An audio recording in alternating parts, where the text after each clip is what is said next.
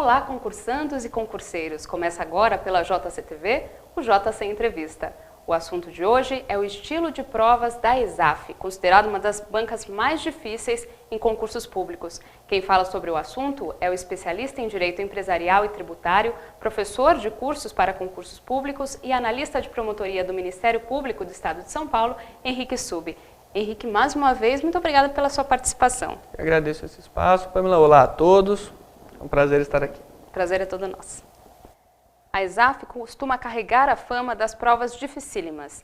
E ainda há um agravante, a nota mínima na prova e no conjunto de provas. Professor, realmente as provas da ESAF são tão difíceis assim como o candidato pensa? Eu não gosto muito desses estereótipos, que se criam. Eu acho que todo concurso público é mais fácil ou mais difícil de acordo com a preparação do candidato. Mas, sem dúvida, a ESAF tem fama por alguma razão, Isso não sai do nada. As provas da ESAF, elas costumam, sim, ser um pouco mais complicadas, eu diria. Porque de onde vem a dificuldade que os candidatos percebem? Desses dois aspectos. Um que você colocou muito bem, que é a adoção de uma nota mínima. Isso deve gerar uma atenção maior do candidato, não pode bobear, não pode perder pontos em nenhuma das matérias. Mas mais do que isso, eu acho que a dificuldade que tanto se fala, a fama da ESAF vem do fato dela cobrar temas bastante específicos. Ela pontua de forma um pouco mais profunda aquilo que ela quer saber. Normalmente ela não se contenta com o conceito ou com a teoria geral, ela quer algo a mais. Então, é um pouco verdade sim, que as provas costumam ser mais difíceis, mas eu acho que o aluno não tem que ter essa postura de medo numa prova da ESAF. É um concurso público como qualquer outro, como a gente sempre diz, a prova é difícil para todos, é apenas uma questão de você se preparar para isso. Diante dessa dificuldade apresentada pela ESAF, como o candidato pode se preparar para obter as notas mínimas na prova e no conjunto de provas? Essa questão da nota mínima, como a gente vem ressaltando, é importante ser bem destacada. A ESAF, ao existir uma nota mínima em cada prova e no conjunto de provas, ela me passa a seguinte mensagem. Ela entende que o candidato não deve ser um especialista em determinada matéria, e sim um generalista. Você não pode fazer o mínimo, não adianta você fazer 80% da prova e não atingir o mínimo específico em uma matéria. Então essa matéria será o seu foco de atenção, sem descuidar das outras. Já tive experiência de aluno que chegou para mim e falou, professor, nossa, fui super bem, deu tudo certo, mas na matéria que eu vou melhor, eu acabei reprovando, porque também deixou de lado. É o equilíbrio do tempo e na preparação, mas então que seja um pouquinho mais de estratégia, eu acho que esse é o termo, Você mirar melhor nas matérias que você não tem tanto conhecimento, sem esquecer na sua rotina de estudo, no seu cronograma, daquelas que mesmo que você vai bem, garantir lá a pontuação mínima. Um fato interessante foi trazido por um internauta.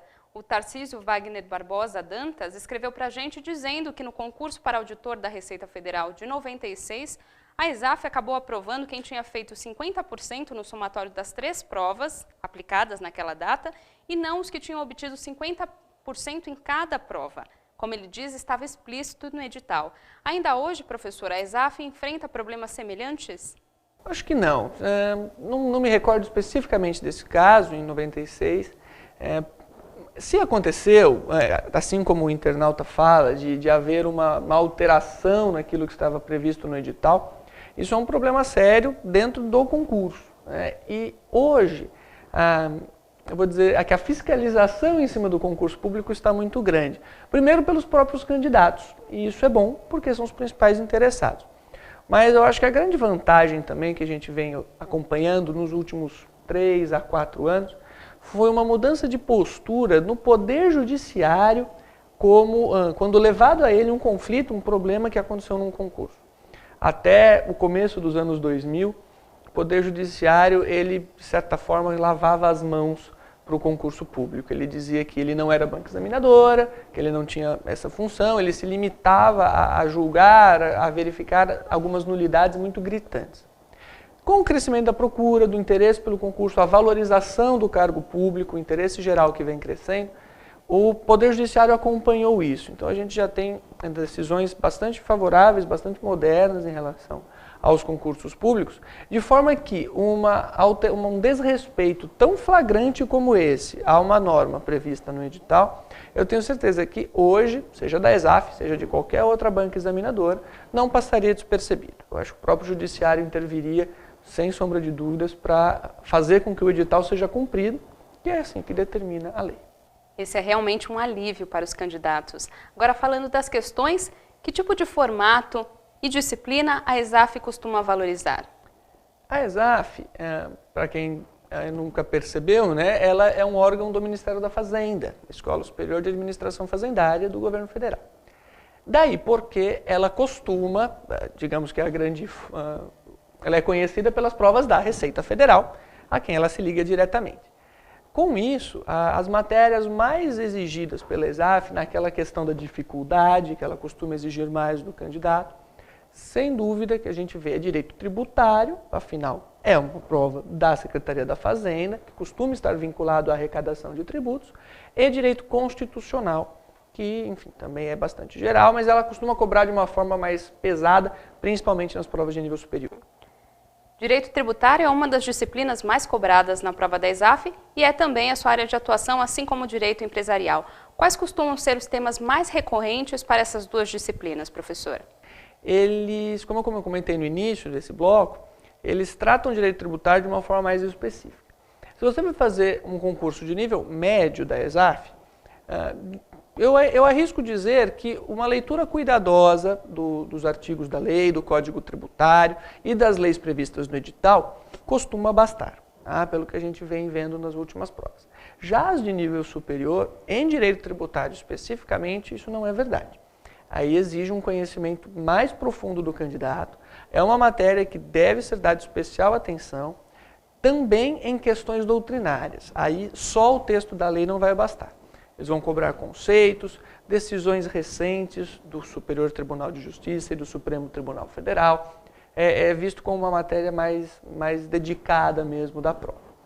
O direito empresarial é uma matéria que aparece sempre, principalmente nas provas de fiscal, mas como hoje ela está dentro, ao menos em termos legislativos, ela está dentro do Código Civil e do Direito Civil, normalmente é visto mais por esse lado. Tudo que pode cair de direito empresarial normalmente na prova da ESAF está previsto no Código Civil e são regras nessa parte do direito empresarial bastante simples, bastante diretas. Não tem muito o que explorar. De forma que eu sempre sugiro verificar se no edital a matéria empresarial mais complicada, se estiver prevista, é a lei de falências. Porque ela, sim, tem todo um histórico em volta, a questão da preservação da empresa, alguns aspectos econômicos, que a ESAF também costuma valorizar. Então é ela que vai exigir, aí, se estiver prevista, um conhecimento mais específico, mais cuidadoso do aluno, da mesma forma que o direito tributário. Só um adendo que me esqueci. No direito tributário, diferente do que conversamos sobre a FCC, a ESAF adora impostos em espécie.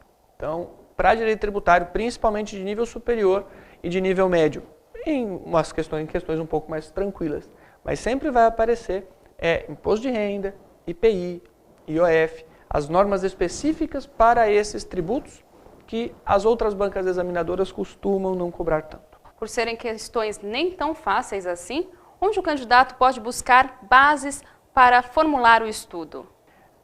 Eu acho que hoje o candidato tem que procurar aquele material que ele mais gosta, né? Acho que cada um acaba desenvolvendo um estilo de estudo, ou se identifica melhor com este ou aquele material.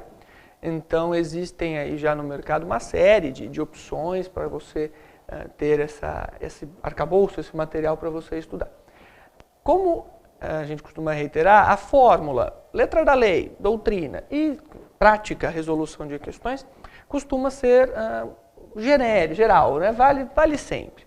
Então, o que a gente recomenda bastante, eu pessoalmente sou um pouco suspeito, mas porque faço parte dele, a nossa obra Como Passar em Concursos ESAF, então é uma coletânea de 3.000 questões das mais variadas matérias, para que o candidato possa fazer essa parte da prática.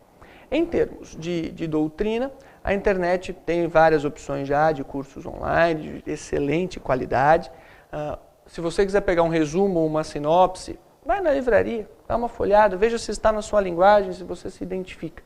No caso dos concursos da ESAF, as provas discursivas e de redação tendem a ser mais difíceis ou mais fáceis do que os exames objetivos? Não, aí a gente não vê isso. Analisando pelo lado do candidato no momento da prova, que quando ele recebe a questão discursiva ou a redação, o que a gente vê é algo muito similar, porque naturalmente são questões mais abertas. Então o candidato tem um pouco mais de liberdade para trabalhar. O que acontece sim, e isso não é fácil de identificar, apesar de ser sempre a mesma banca examinador, muda muitas vezes o corretor da prova, a pessoa que corrige a prova. E a ESAF ela tem uma forma de corrigir diferente, no sentido de que as notas costumam ser dadas um pouco mais baixas, um grau de exigência um pouco maior, mas que não muda para o candidato que está se preparando, seja para uma prova discursiva ou para uma redação, porque é um padrão, né? Na verdade, as notas seguem uma padronagem mais baixa. Se em uma outra banca examinadora a nota mais alta a ser dada costuma ser 8, 7,5, a ESAF costuma dar 6, 6,5, né? E é o que a gente vem vendo, mas sem prejuízo, assim, isso é para todos, é só um padrão menor da nota, não é algo que tem que se preocupar. Mas também é isso, aí muda o corredor, contrata um outro professor de português, é um pouco mais leve, na mão, na hora de dar a nota, mas isso é sempre um padrão, então não é que vai mudar a forma de se preparar ou a dificuldade da questão. Qual é a dica final, então, que o senhor deixa para quem vai prestar um concurso da ESAF? Esteja atento às matérias importantes que nós destacamos, principalmente direito tributário, eu acho que vale a pena, e direito constitucional. Se for de nível superior, não descuide de material de jurisprudência, STJ e STF. Para quem está se preparando para essas provas, eu recomendo assinar, se você ainda não fez, o informativo que vem por e-mail desses dois tribunais superiores, www.stf.jus.br e stj.jus.br. Você encontra lá facilmente a parte do informativo, cadastra seu e-mail, chega para você sem trabalho nenhum as principais decisões dos tribunais ali naquela semana. Então, com isso, você se mantém atualizado para as questões mais difíceis, que você não vai encontrar no texto da lei, e também para uma redação, para uma coisa, né, uma prova discursiva, você tem mais conteúdo. Eu acho que esse é o diferencial da ESAF, que o candidato tem que estar atento para estar já pronto para fazer a prova. Você acompanhou como é o estilo de provas da ESAF quanto ao direito empresarial e direito tributário, principalmente com o professor Henrique Subi. Professor, mais uma vez eu agradeço pela sua presença aqui na JCTV. Foi um grande prazer estar com vocês. Boa sorte, bons estudos a todos e espero vê-los em breve. E a vocês, internautas, muito obrigada pela companhia e até o próximo programa. Nos vemos lá!